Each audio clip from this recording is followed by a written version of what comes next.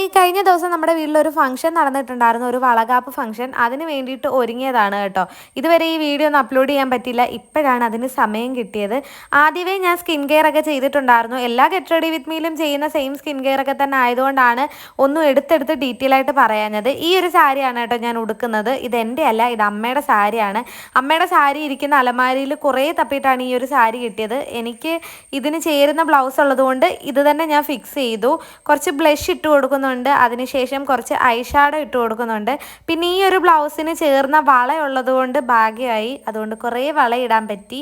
അങ്ങനെ ഞാൻ വളയൊക്കെ ഇട്ട് കൊടുത്തു. പിന്നെ ലിപ്പ് ലൈനർ എഴുതി കൊടുക്കുന്നുണ്ട്, അതിനുശേഷം ലിപ്സ്റ്റിക് ഇട്ട് കൊടുക്കുന്നുണ്ട്. ഇത് മാസിൻ്റെ crayon type I love you myself എന്ന് പറഞ്ഞിട്ടുള്ളൊരു ഷെയ്ഡാണ് കേട്ടോ.